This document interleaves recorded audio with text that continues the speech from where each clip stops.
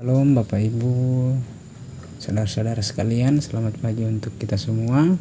Selamat berjumpa lagi di Renungan Harian Toraya. Karena itu renungan kita ini terambil dalam kitab Sakarya 8 ayat 1 sampai ayat yang ke-17. Tapi sebelumnya itu mari kita berdoa. Kembali kami mengucap syukur kepadamu ya Allah Tritunggal, sebab kasih setiamu yang terus nyata dalam kehidupan kami. Terlebih nyata ya Tuhan, Kau telah menyertai kami dari malam yang panjang, sehingga kami boleh bangun dengan satu kesempatan untuk merasakan nafas kehidupan di hari yang indah ini. Semuanya itu ya Tuhan, Engkau berkenan dan berkehendak untuk kami nikmati. Melandasi satu ungkapan syukur kami ya Tuhan, kami mau membaca dan merenungkan akan segenap kebenaran firman-Mu, menjadi bahan dan acuan kami untuk melakukan segala aktivitas kami ke depannya. Olehnya itu ya Tuhan, kiranya Engkau memberikan kami hikmat dan kebijaksanaan-Mu untuk dapat memahami firman-Mu dengan baik seturut dengan kehendak Tuhan. Nah itu ya Tuhan, bersabdalah, inilah doa kami di dalam dan melalui anak-Mu Kristus Yesus kami telah berdoa. Amin. Ya, pembacaan kita terambil dalam kitab Sakarya 8 ayat 1 sampai ayat yang ke-17 berbunyi demikian. Keselamatan bagi Israel. Datanglah firman Tuhan semesta alam bunyinya. Beginilah firman Tuhan semesta alam, hatiku berkobar-kobar untuk Sion, dan demi dia amarahku menyala-nyala terhadap musuh. Beginilah firman Tuhan, aku akan kembali ke Sion dan akan tinggal di tengah-tengah Yerusalem. Yerusalem akan disebut kota setia, dan gunung Tuhan semesta alam akan disebut gunung kudus. Beginilah firman Tuhan semesta alam. Akan ada lagi kakek nenek yang duduk-duduk di lapangan-lapangan Yerusalem, masing-masing memegang tongkat karena lanjut usianya. Lapangan-lapangan kota itu akan penuh dengan anak laki-laki dan anak perempuan yang bermain-main di situ. Beginilah firman Tuhan semesta alam. Kalau pada waktu itu mereka yang tersisa dari bangsa ini menganggap hal itu terlalu ajaib, apakah aku juga akan menganggapnya terlalu ajaib? Demikianlah firman Tuhan semesta alam. Beginilah firman Tuhan semesta alam, sesungguhnya aku akan menyelamatkan umatku dari negeri terbitnya matahari sampai negeri terbenamnya. Aku akan membawa mereka pulang supaya mereka tinggal di tengah-tengah Yerusalem. Mereka pun akan menjadi umatku, dan aku akan menjadi Allah mereka dalam kesetiaan dan kebenaran. Beginilah firman Tuhan semesta alam. Kuatkanlah hatimu, hai orang-orang yang selama ini telah mendengar firman ini, yang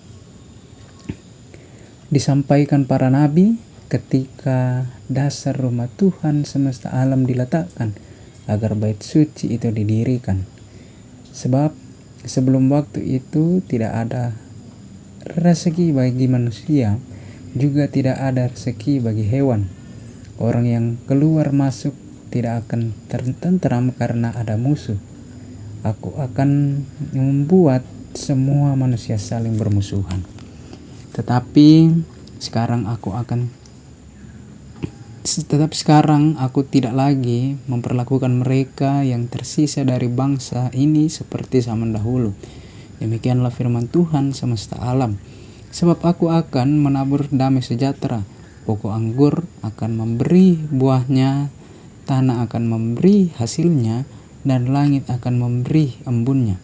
Semuanya itu aku akan kuberikan kepada yang tersisa dari bangsa ini sebagai miliknya. Kalau dahulu kamu telah menjadi kutuk di antara bangsa-bangsa, hai kaum Yehuda dan kaum Israel, sekarang aku akan menyelamatkan kamu, sehingga kamu menjadi berkat. Janganlah takut, kuatkanlah hatimu. Sebab beginilah firman Tuhan semesta alam, dahulu aku telah bermaksud mendatangkan malapetaka kepada kamu, ketika nenek moyangmu membuat aku murka, dan aku tidak menyesal. Firman Tuhan semesta alam, tetapi pada waktu itu Aku berbalik. Aku bermaksud berbuat baik kepada Yerusalem dan kepada kaum Yehuda. Janganlah takut. Inilah hal-hal yang harus kamu lakukan. Berkatalah benar seorang kepada yang lain, dan tegakkanlah hak hukum yang benar, yang mendatangkan damai di pintu-pintu gerbangmu.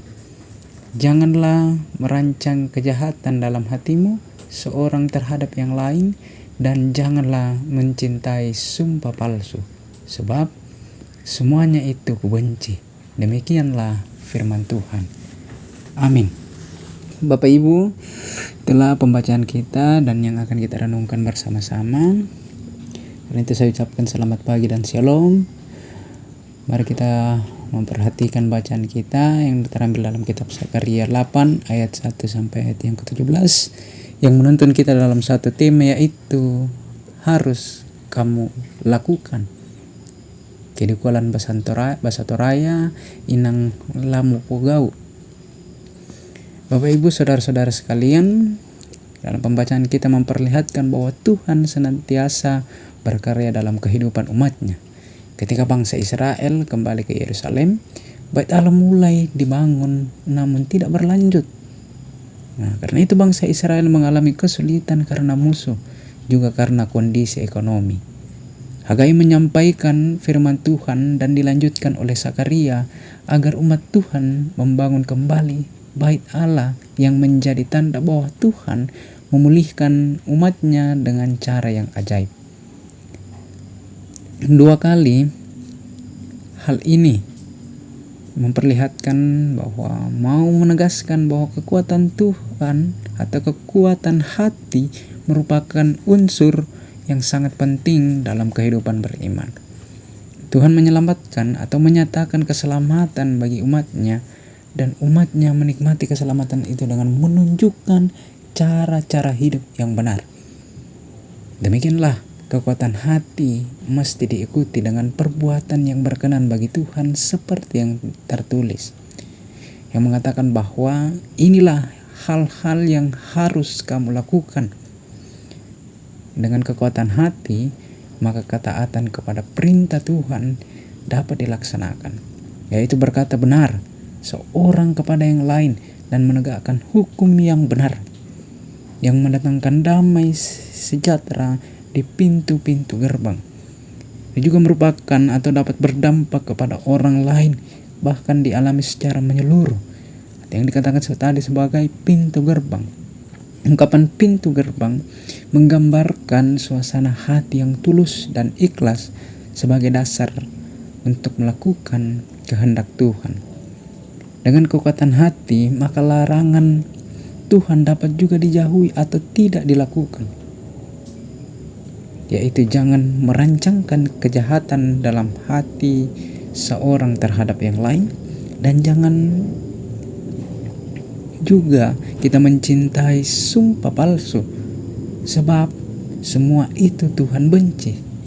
Ketika umat Tuhan tidak taat, ketahuilah, maka Tuhan akan memberikan hukum, dan Tuhan tidak akan pernah menyesali hukum, sebab Tuhan itu adil dalam kehidupan kita. Karena itu, Bapak Ibu saudara-saudara sekalian, untuk menikmati status sebagai umat Allah, maka perilaku yang benar merupakan hal yang harus dilakukan, yang menjadi hal yang penting dalam kehidupan kita, yang tidak dapat ditawar dalam kehidupan kita sebagai umat Allah. Amin. Itulah renungan firman Tuhan yang boleh kita baca dan kita telah renungkan bersama-sama. Untuk itu, menutup renungan kita, mari kita berdoa. Ya Tuhan, Bapa kekasih jiwa kami, Bapa pemilik kehidupan kami boleh bersyukur sebab Engkau masih memberikan kami kekuatan dan kesehatan di pagi hari yang indah ini untuk melakukan segala aktivitas dan menjalankan segala kesempatan yang Tuhan telah berikan di dalam kehidupan kami. Ya Tuhan Allah Bapa kami di sorga, kami telah membaca dan merenungkan akan segenap kebenaran firman-Mu. Kiranya firman-Mu yang telah kami baca dan renungkan bersama-sama dapat mengambil bahagian bagi iman dan kehidupan kami, sehingga kami dapat mempraktikkan segala kebenaran firman Tuhan di tengah-tengah kesempatan yang Engkau mau anugerahkan bagi kehidupan kami semua. Ya Tuhan Allah Bapa di sorga, seluruh kehidupan kami sepanjang pagi ini dan seterusnya, kami hanya pertaruhkan di dalam tangan pengasihan Tuhan.